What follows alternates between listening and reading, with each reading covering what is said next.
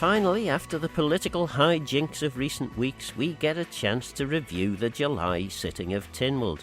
First, a consultation on the Isle of Man's heritage railways ends on the 13th of August. The consultation seeks to develop an understanding of who uses the heritage rail network and why, and what is considered the most important factor in their operation. Supporters of our heritage railways are worried about government's motivations for bringing this consultation forward, and fear closures lie ahead.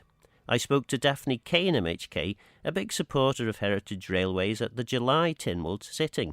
Not at all reassured by the responses in the court this morning, and Minister Thomas's interjection and question was even more concerning. The terms of reference for the review of the railways categorically does suggest they will be looking at reduction in sections of the railway, rolling stock, and then possible other uses for unwanted railways assets. The Chief Minister's failure to give any kind of reassurance or categorical, unequivocal response to say that he supports the heritage rail and that its value, it's not just a cost-benefit analysis, its value is in terms of well-being and part of the island's DNA, I think people have called it. What I was really saying and wanting to drill down was when the section of Loch Prom was de-scoped back in 2021, was he the Treasury Minister that signed it off to say, ditch that bit? I don't get any sense from Mr Cannon that he greatly cares for the heritage railways on the island other than assessing its economic benefits, and it's so much bigger than that. I was fortunate enough to go to meet Sistra consultants very briefly this morning, running on my way here, and a number of heritage rail groups were represented. But it's trying to get over the sense of the impact on the other railways, 30 or 40% down on the MER when the horse trams disappeared. Groudle experienced the similar, and also Groudle were even impacted when Blacksea to Ramsey wasn't operating.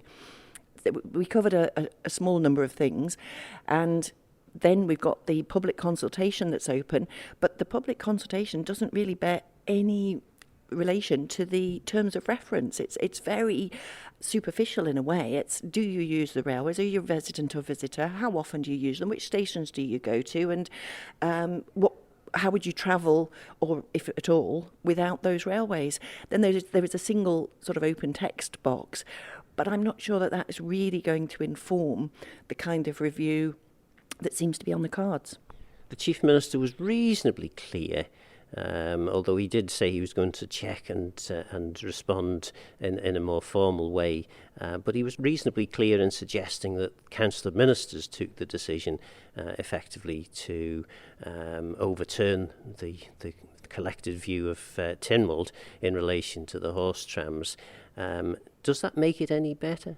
No, that's very suspicious, and from a democratic perspective, once Tynwald has supported a course of action and a clearly set policy, I would feel that government should return to Tynwald to change that policy if there is an imperative to do so. But to do it just Treasury or Council of Ministers signing it off, no, there's no democratic legitimacy there at all. Huge black hole between government expenditure and government income. Heritage railways, whilst very clearly a wonderful asset for the Isle of Man, costs an awful lot of money to maintain and operate.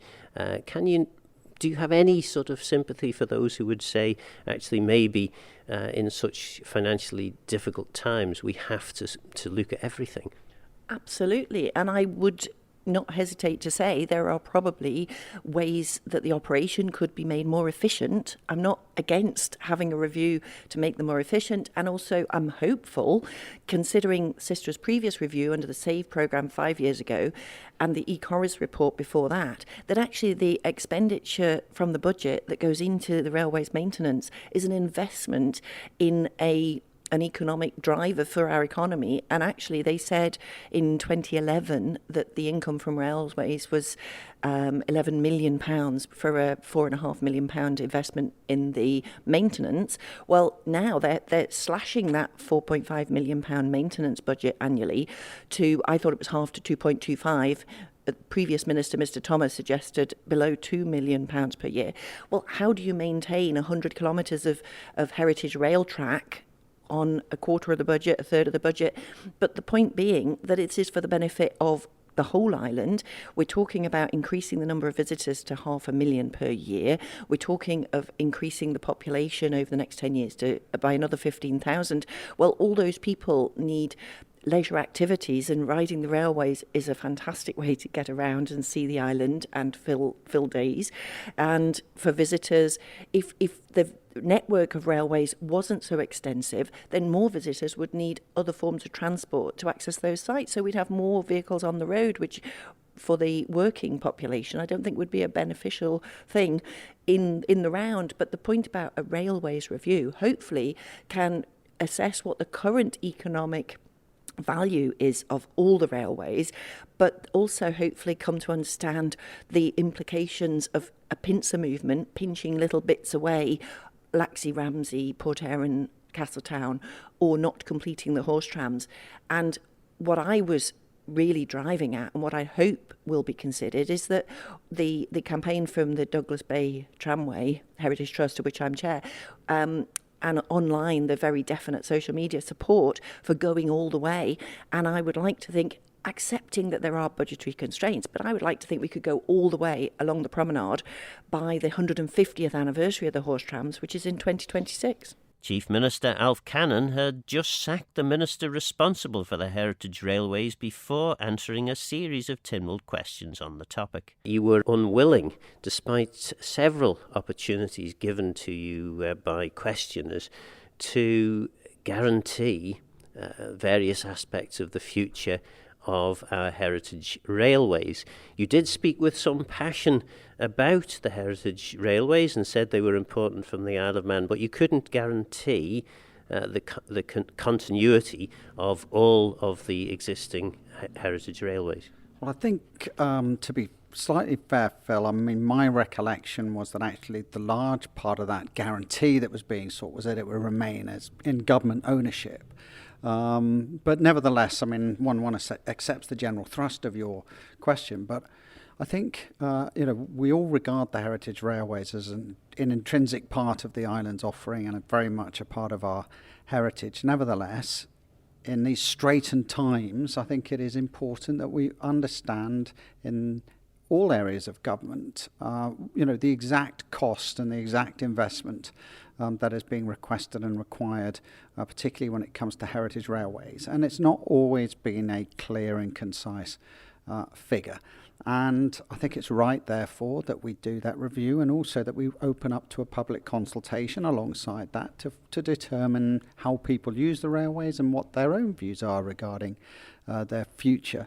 I think the critical point is that, not only is it about understanding true cost, in terms of pounds and pence, but also trying to understand what and how the railways might be best placed in order to ensure their future survival and be in the best place for a sustainable future. So, as I said in Tynwald, I would look at the potential opportunities that these types of reviews bring rather than looking at the negative side of it. And I think it's just being responsible as a government. But of course, I can't guarantee X, Y, Z, because otherwise, what is the point of having the review in the first place?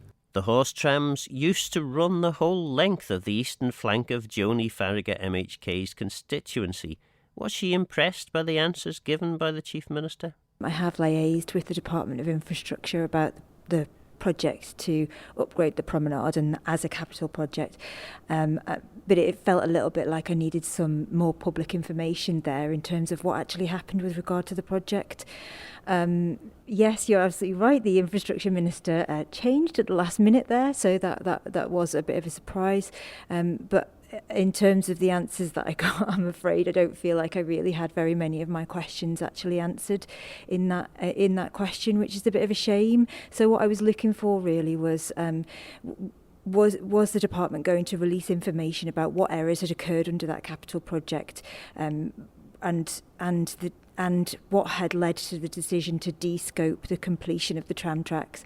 Obviously, as you can appreciate, this is something that I received quite a lot of constituency correspondence about, and so I'd asked the department in supplementary questions there, had they undertaken any review of stakeholders in the area, of how they felt that it had impacted businesses, overall development, etc. And the answer was just pretty much a no to that. No review has been undertaken. So I feel maybe that's something that we could take forward. I would really like to see the department actually engage with stakeholders in that area. At the moment, what we're looking at is a SISTRA review, which has in its terms of reference that it will investigate whether the tram tracks should be completed. However, that's been a Tynwald decision 3 times that the tram tracks should be completed. So I feel really confused actually as to how come that's now been outsourced to an external committee or review basically to decide. It's something that's already been decided, not just once but 3 times. So it's confusing, and it does smack of a department repeatedly taking it to a different forum to get the answer that is predetermined actually, which was something that I mentioned in supplementary questions, but again didn't really get any reassurance that that wasn't the case. Chief Minister sort of confirmed, although he did say he was going to check his facts, that the Council of Ministers decided to overturn the will of Tynwald in relation to this. Is that reasonable? Should government be able to do that? I don't think so, no.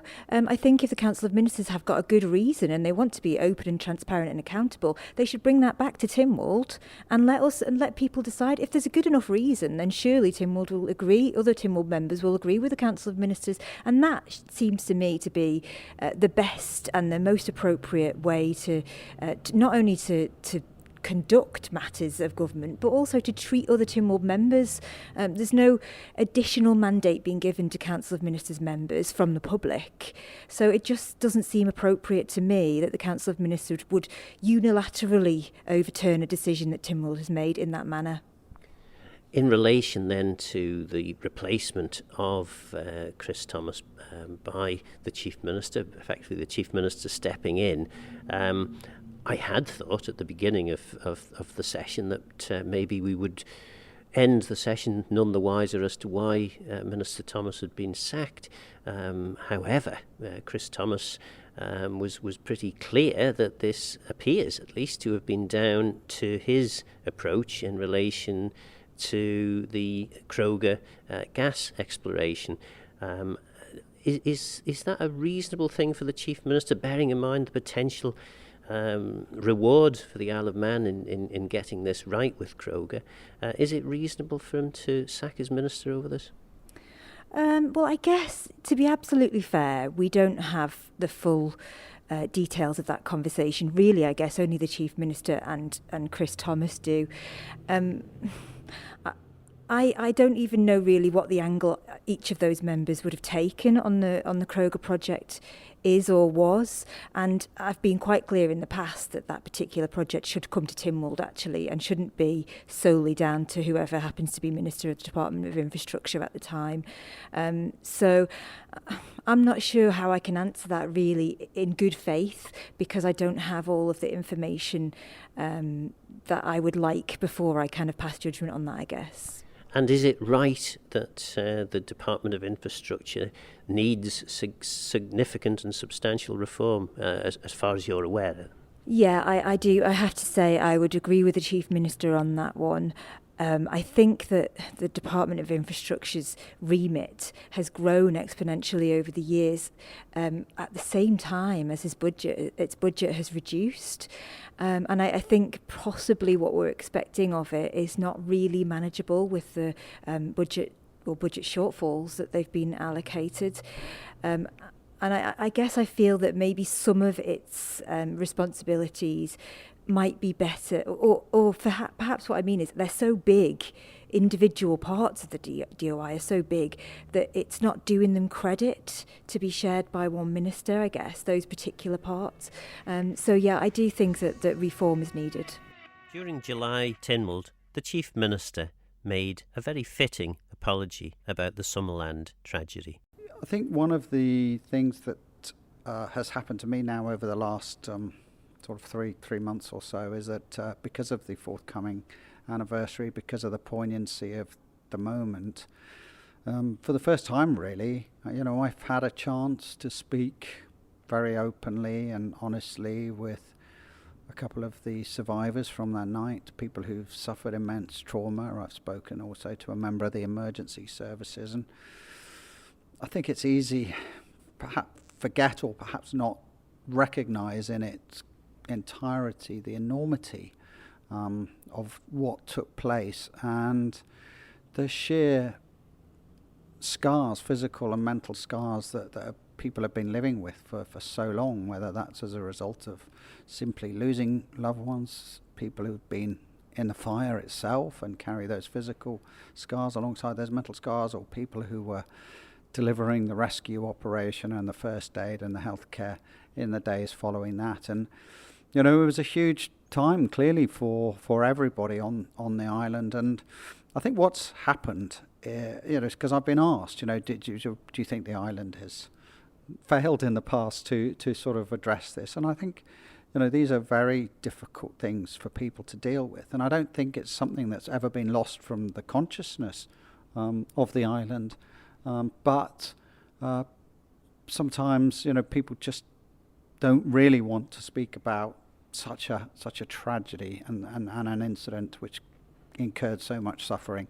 At some point, one has to really face up to those facts, particularly when you've got survivors who really do feel they want more from the government and want to try and, I guess, get some sort of sense of settlement, I guess, around what went on, and therefore I had to have made the decision along with council and others that now was the right time to offer an apology for the failings that were identified in the Commission of Inquiry's report at the time, even though the Commission didn't specifically point any fingers and effectively said there were no villains.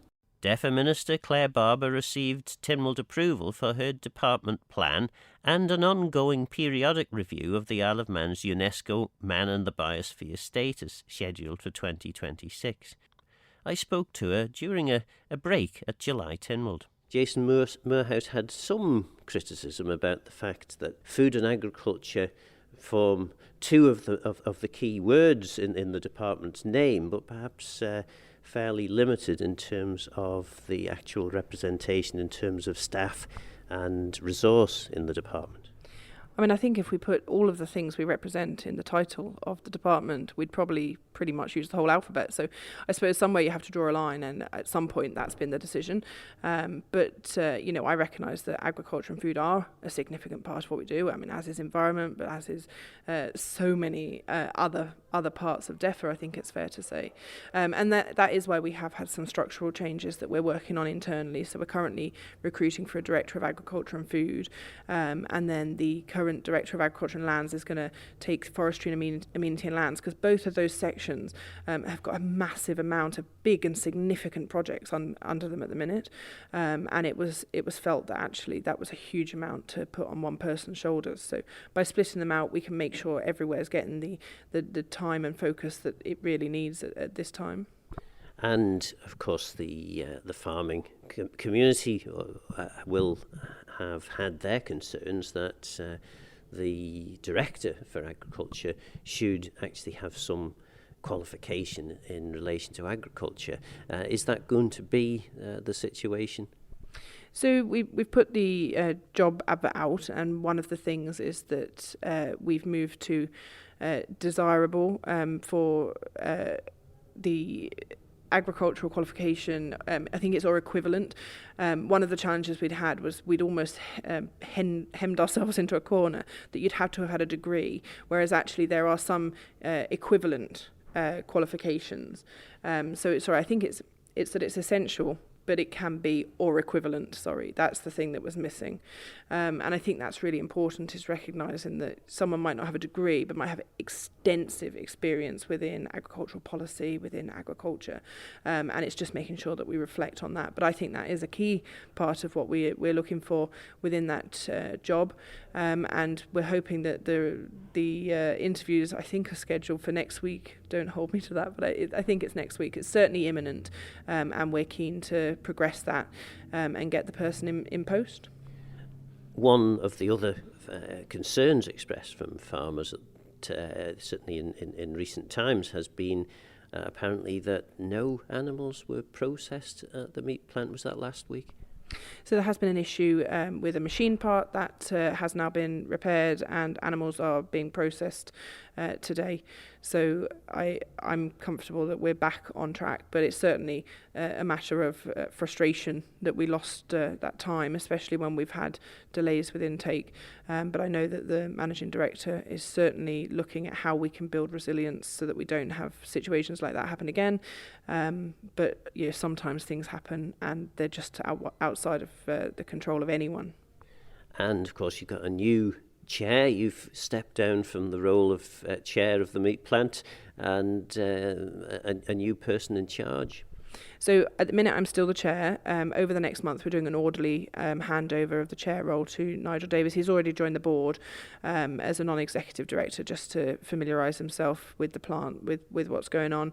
I'm really, really pleased that he's taken that role on, and I'm looking forward to working with him, because it's certainly not a case of me just washing my hands and walking away. The future of the meat plant is something that I'm absolutely invested in, and therefore I'll be working with him, Rebecca, and the wider plant team to make sure that DEFRA are fully supporting where we can. And of course, despite comments suggesting that agricultural and food should be a more important role in terms of your department, there are a whole load of other really important things the department does, not least planning. Yes, we've got planning and building control, we've got regulations, environmental health, animal health, all that stuff is absolutely imperative. And then we've got all of the work in our marine spaces, our fishing teams, both onshore, offshore fisheries.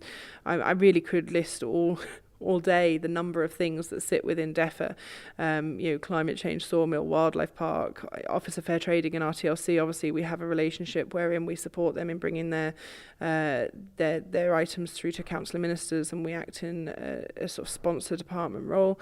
But there really is this extensive the amount of work in DEFRA, and it's all quite broad as well. So you go from energy policy one minute to planning the next, then to looking at bird populations and wallabies and all sorts of other stuff, and it really is every day is different, and that's certainly something that I enjoy.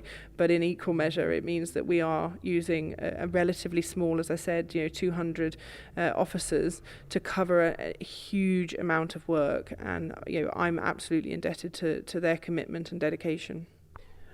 The other item, which is, in my view, a really important item, having, I suppose, been one of the ministers responsible for getting this designation for the island, and that is the Biosphere reserve status. There's a review due in 2026, I think, and effectively you were asking, you tell us, what were you asking Tynwald for? So I was really asking for a reaffirmation of the review that we're going through. That periodic review process will happen, but it was really to stimulate debate. I think that's important. I want to engage with members. I think it's important that we have those conversations. We're working on an engagement process with stakeholders in terms of the biosphere as well, and all of that will allow us to reflect 7 years down the line as to where we are, where we've come from. And I think there's a huge amount to be celebrated, absolutely, and where the opportunities lie. So for me, I don't think it's a negative debate. I think it's an important thing. We should do this with everything. We should sense check where we're going, make sure we're on the right path. The feedback that we've had, in conversation with other biospheres, in conversation with the committee of Man and the Biosphere has been positive, and actually. I think that's reflected when you look at the amount of work and the scope of what we are doing with a relatively small resource. But there's always more we can do, and we need to look at how we can do that, how our governance can be improved, approved. So for me, this is just an opportunity to listen to Tynwald members, and also to challenge them back, because we heard some people say that, well, don't hear anything about it, but equally we can all talk more about it. So there's an opportunity for everyone to reflect on when they're doing work in their departments or their constituency work, how they can embed the biosphere and our biosphere reserve status in all that they do. Manx Utilities Chair Tim Krukle surprised us all with a statement to July Tynwald on wind farms. Why was the announcement made? Basically, we need to move on as fast as we can, and we've got to the stage now with, as far as we've gone with environmental tests and looking for sites, and that we've now come down to the 2 sites as far as the wind farms are concerned, that we need to get Tynwald's backing and letting everybody know where these 2 sites are. Hopefully in the next 4 to 6, maybe 8 weeks, we'll come down to the one final site, and then we'll move on from there. But time is against us with this deadline of 2026. We're working as quickly as we can, so before we go into recess for the summer, we needed to let members know. And is this something that the MUA would develop itself? Would you get a partner to work with you, or is it effectively private sector development which would feed into the MUA? We will own it and run it, but obviously we don't have the capabilities to build it, so we'll get private companies in to build it for us.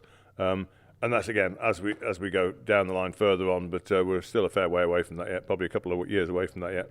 And of course you are in the position where there are quite a lot of people in the Isle of Man who think it's a great idea and we should crack on with wind farms, but the ones in the south will be saying, but the one in the north looks like a better location, and the ones in the north will probably be saying the one in the south is a better location.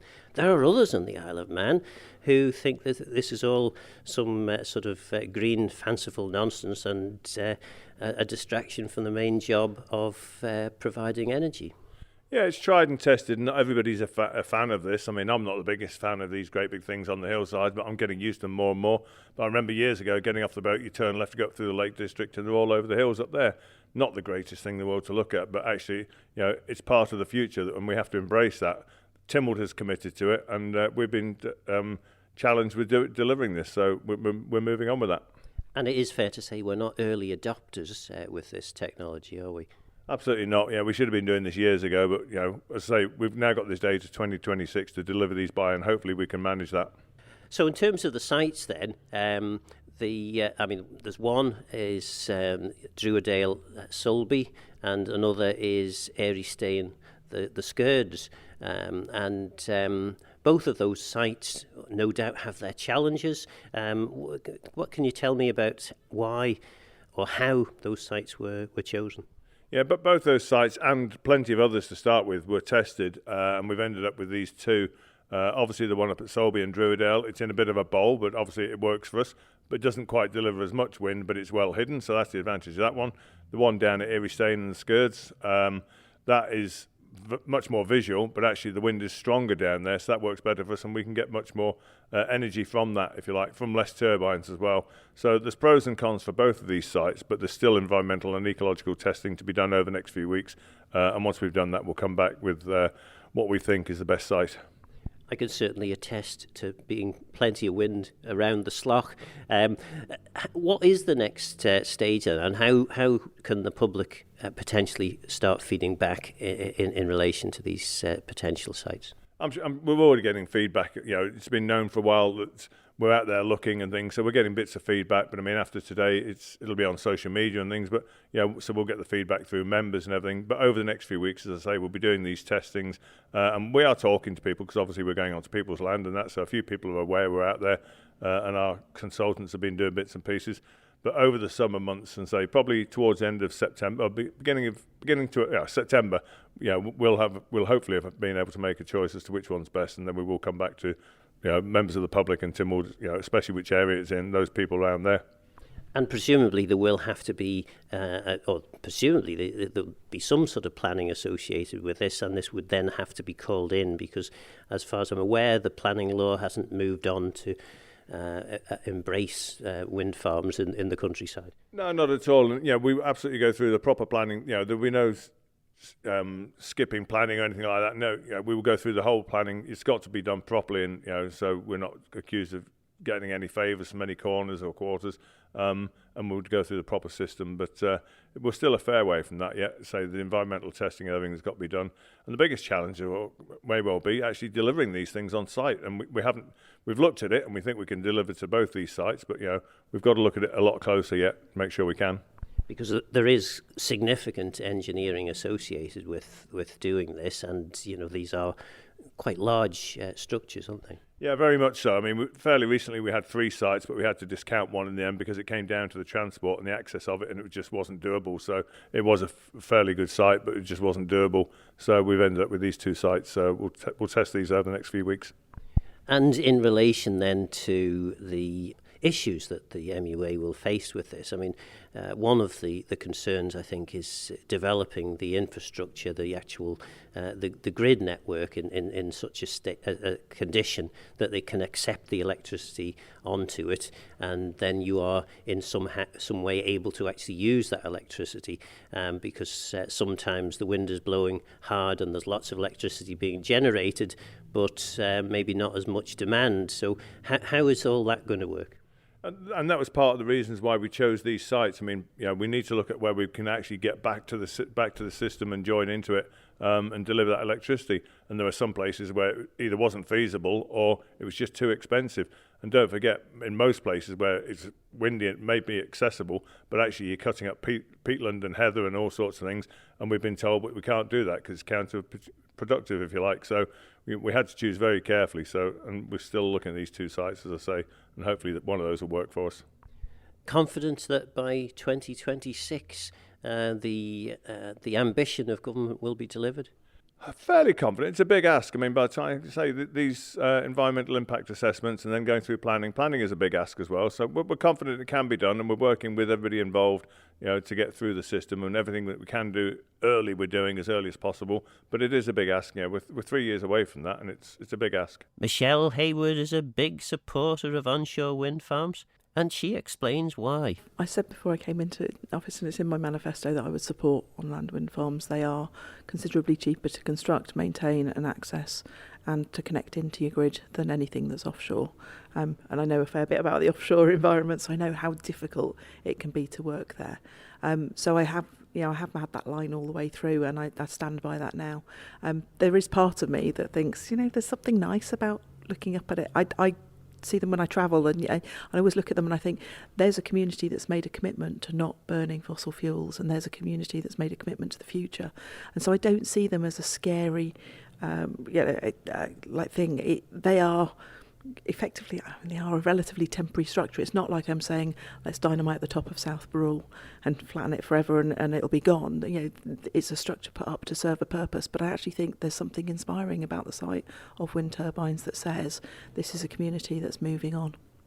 And yet there will be a number of your constituents who perhaps will have one of 2 views. One view maybe would be we like the idea of wind farms, but the north side is much better than the south one. And others will say, what on earth are we doing getting distracted with this green agenda when actually the MUA, what we need from the MUA is cheap electricity and continuity of supply. If we'd moved to wind farms years ago, we'd have the cheap electricity now. The fact that we're tied into fossil fuels and we're tied into a global price that we've got no control over is our downfall at the moment, and that's why costs are so high. So, I understand that everyone wants to have everything cheap. You can't change things without putting some money into them, and that will have to happen.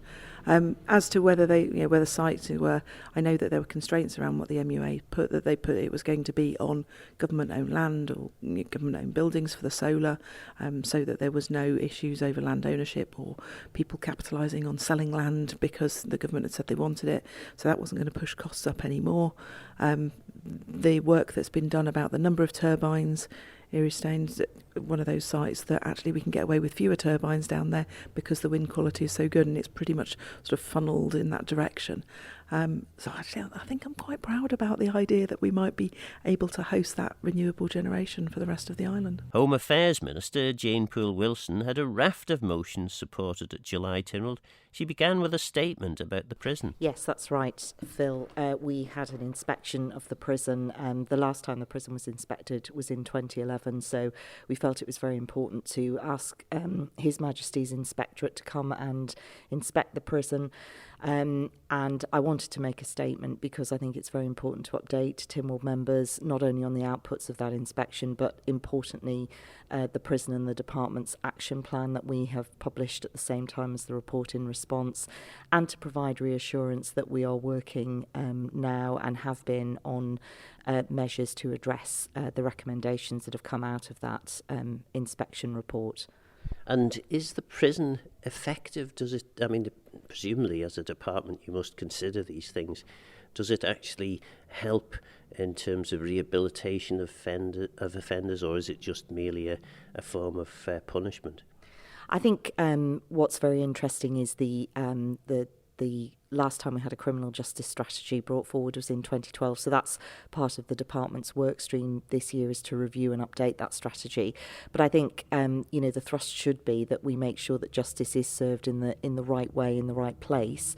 But actually, those who are sent to prison, they will come out into our community, our small island community, and it's absolutely incumbent on the prison that it works as well as it possibly can to make sure that the causes of offending behaviour are adequately addressed, and that we do try and rehabilitate people so that they do not present a threat when they come out of prison, but also so that they can become as useful members of society and have their stake in our society.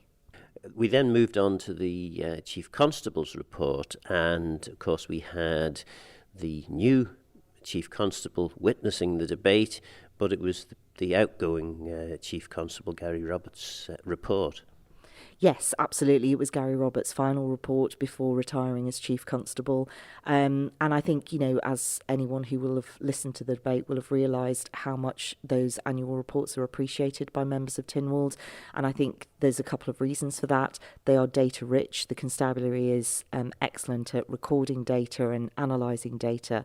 But I think the other thing that honourable members certainly appreciate is the narrative that the Chief Constable puts around the data to help us understand, I suppose, in a more holistic way, what are some of the drivers of the threats and risk and harm, but also what does the constabulary do to address those.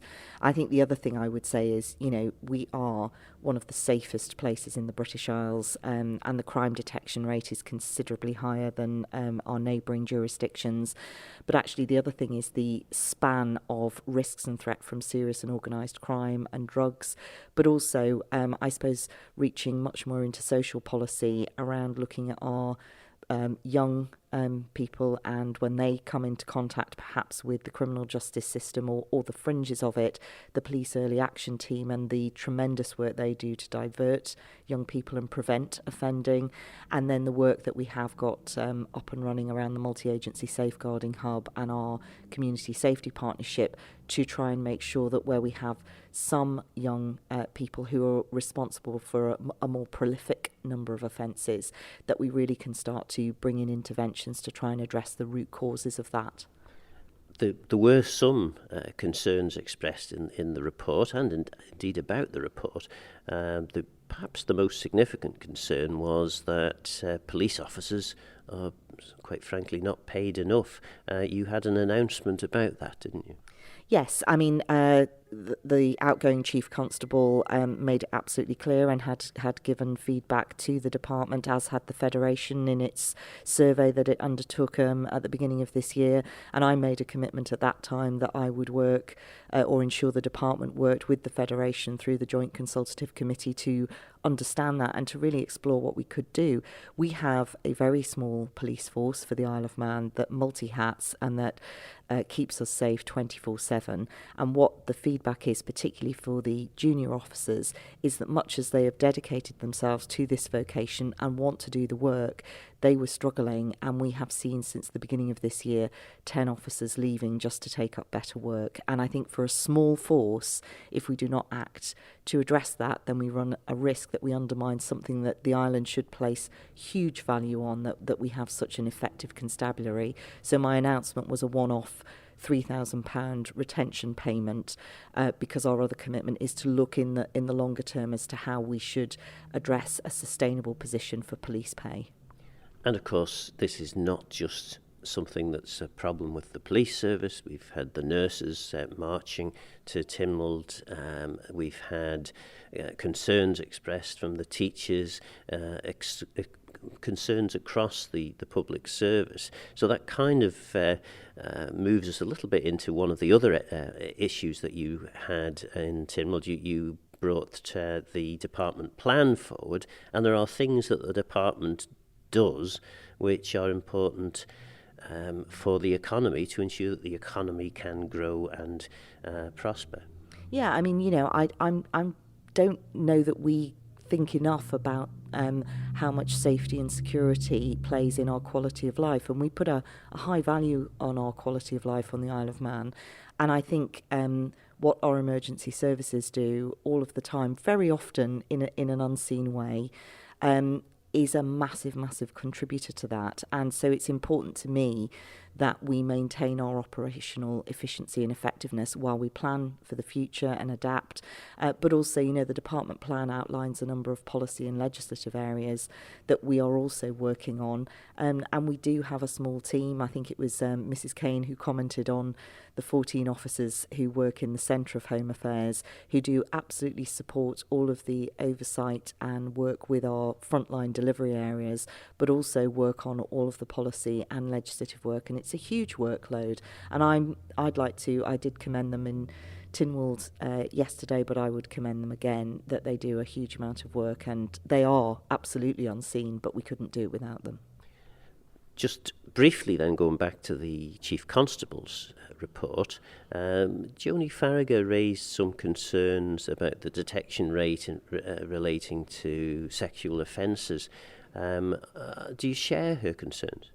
I think the Chief Constable's analysis is really important, because I think Joni made the point that our detection rate is low, but actually much higher than our neighbouring jurisdictions. The Chief Constable actually put quite a lot of narrative around the situation in the Isle of Man.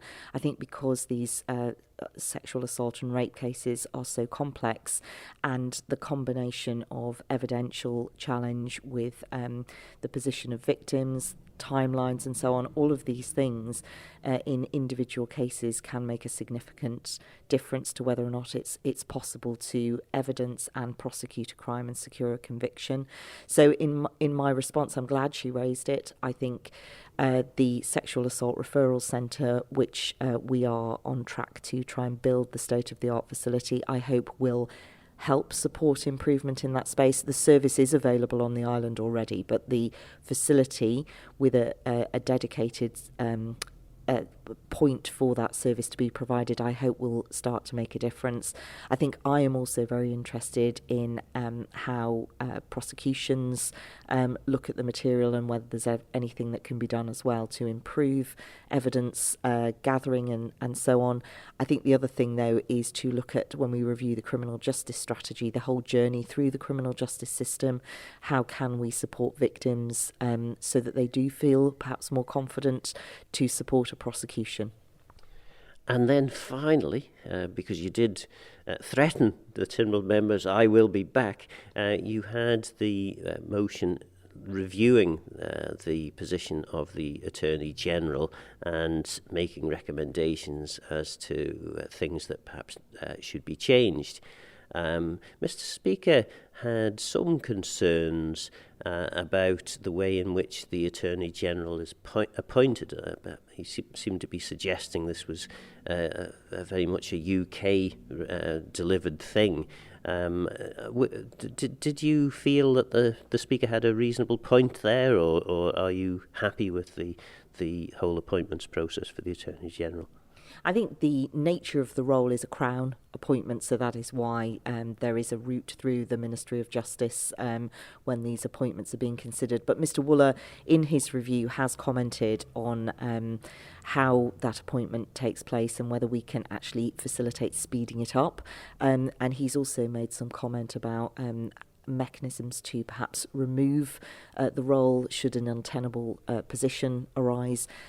My strong feeling is that it's important that the Attorney General is acknowledged that Crown independence is a key aspect to the role, which is what allows the Attorney to give advice and to take a stance irrespective of the government of the day. And so in looking at appointment and removal, I think there are checks and balances to make sure that there is appropriate oversight and appropriate so that it wouldn't be up to the whim of a government of the day to have too much power in that regard. And I think that's where checks and balances in all of these things become important, and we should tread thoughtfully as we make any changes out of this review. Is the Isle of Man government or the structures of government that exist in the Isle of Man which support the Crown, are they not capable of making independent decisions? I think, yes, I think that, that there is that capacity because we have the Lieutenant Governor on the Isle of Man as the representative of the Crown. I think with all of these things, and we did debate it when we were talking about the position of the Bishop in Tynwald, it is worth taking some time to think through different scenarios and how change might play out in practice to make sure that all of the appropriate checks and balances remain in place. And then moving on to the actual report and the recommendations, what is actually going to change as a result of Tynwald's discussion and approval of the report?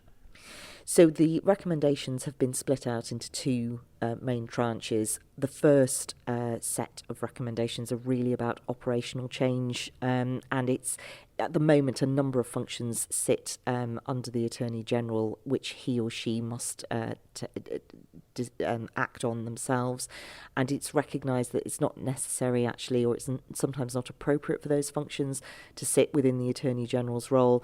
So those recommendations will be acted on to move those functions away from the Attorney General. I think the other thing that the public probably wouldn't see but would make a difference as to our ability to progress policy is at the moment we have a hub in the Attorney General's chambers comprising officers who, some of whom do policy work as well as legislative work, and the question has been posed as to whether we could get more done and develop policy more speedily if some of that function moved away from the Attorney General's chambers, either into a central policy hub or back to within departments. I think that's got to be a collaborative discussion because in the end it's not about change for change's sake, it's about what will help us be most efficient and effective. So there'll be certain operational changes. I think the other area that I was keen to hear Tynwald's voice on today was about the relationship between the Attorney General and the legislature and its branches. I think some views were expressed about whether it's apt or not for the Attorney General to move legislation at all in the Legislative Council. Two different views, so I will be taking account of that. I think also there is, though, a broad recognition that it is helpful to uphold the rule of law, to have the Attorney General as a member of Tynwald and the Legislative Council. The question is, again, pragmatically, how that membership should best be taken forward, whether there should remain a requirement for full attendance or perhaps a more flexible approach. Wry smiles don't work on radio, but of course there used to be embedded in each department a legislative officer, and of course a decision was taken to move all those legislative officers out of the department and into the Attorney General's chambers. So effectively, that was a mistake. Well, I think with everything there are pros and cons. So I can see that as a lone legislative officer, if you wanted to get some peer support with drafting or consideration of policy, it can be very helpful to be sitting alongside people who perform a similar role to you. So, I can see there's a pro to that working together, and also it provides some resilience.